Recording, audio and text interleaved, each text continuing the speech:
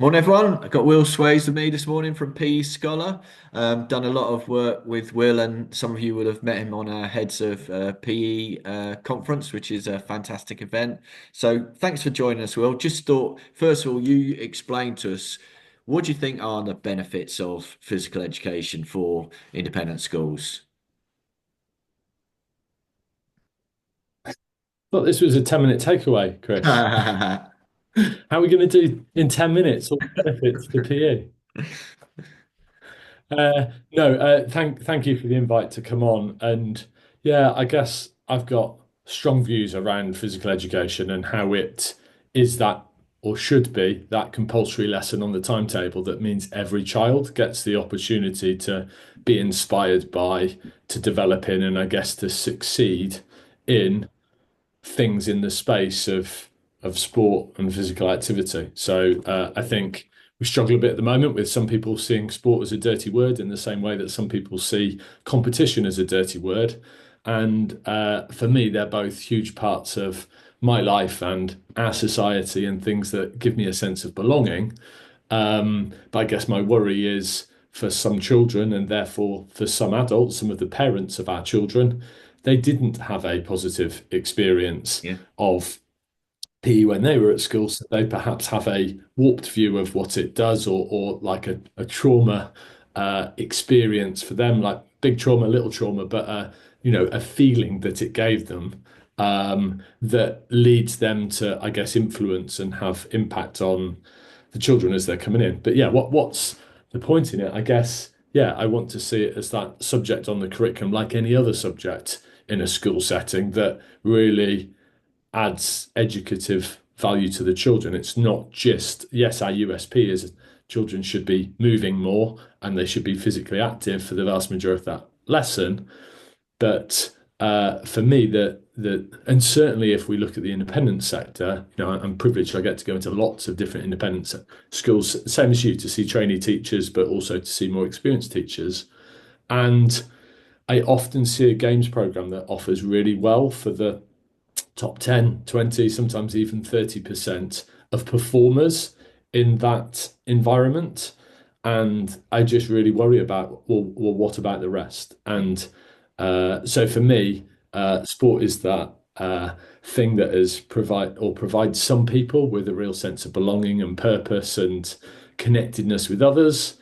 And if you're lucky enough to play a particular sport that is valued by that school, then you're well provided for. Whereas I think PE has this duty to go, well, how can we unlock that opportunity for everyone? How can we look at much more broadly than just the rugby and the cricket or the hockey and the netball that perhaps were the foundations of sport and have been for 40 years? And how can we look at gymnastics, dance, outdoor adventurous activities? And how can we ensure all children can swim and meet those attainment targets? How do we, I guess, build and structure that PE lesson that's about whole child development, that's about holistic development, about habit formation, and less so about how good pupil X is at activity Y. The sports are used sometimes as a vehicle for the learning that happens within them, but also there's lots of great physical education lessons that don't involve sports at all. So yeah, so I guess that's probably my view on, in part, what the benefits are, but also in part what we perhaps need to do to shift the needle a little bit. So, if I'm a director of sport in an independent school and I either want to change my physical education program to make it a great one, or I want to introduce physical education because it's not on my curriculum at the minute, what would you advise them and what would a great physical education program look like? So I think the first thing is listening to your students and hearing what from all students what they currently love, are okay about, and perhaps dislike in the offer that they have at the moment. Like at PE Scholar, we've shared quite a lot of student voice sample surveys that you could just download, duplicate, and ping out to your cohorts to help inform, well, what is it that they like about what we do already, or that some children like about what we do already, and what perhaps is missing.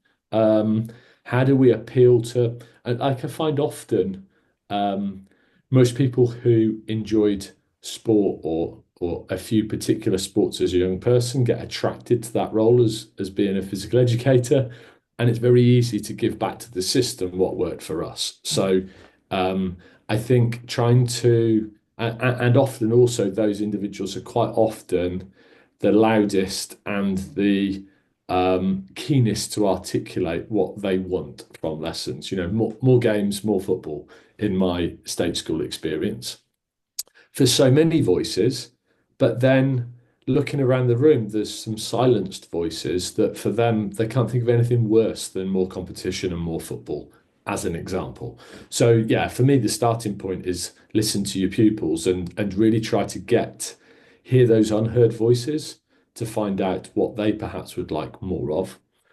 And then I guess the next step from that is, I guess, trying to get your team of teachers on the bus together of what is their why for PE?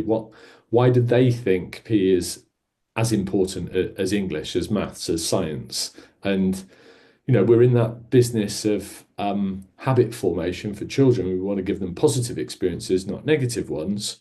And we want to give lots of opportunity for them to develop their movement competence, but with that comes a risk of if we put too much focus on the quality of movement, that can demotivate and lower the confidence of those children that perhaps haven't been as fortunate with their prior experiences or what their parents have given them opportunity to engage in outside of school. So I often think quite a lot about many of the schools that I've worked at. We've talked about how every teacher is a teacher of literacy.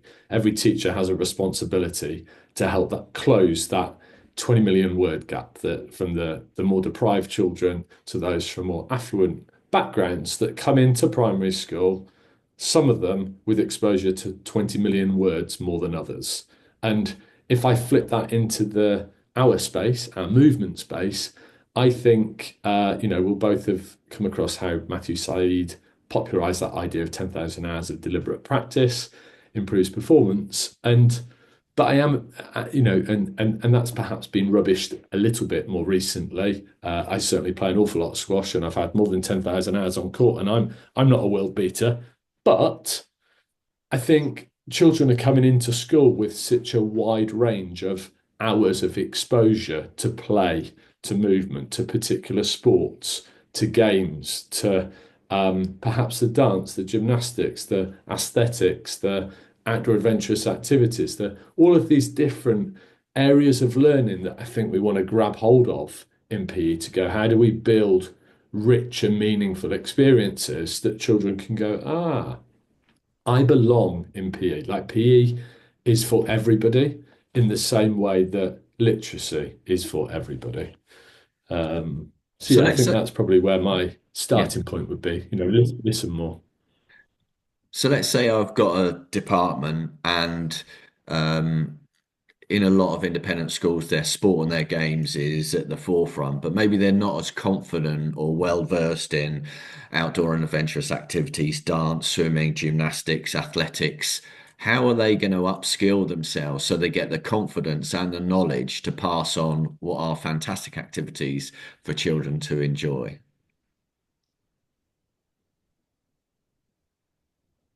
Yeah, well, and again, this is the thing that keeps us young and excited in our profession, isn't it? To get out of our comfort zone. Like it's human nature to try to just keep doing what you can do well.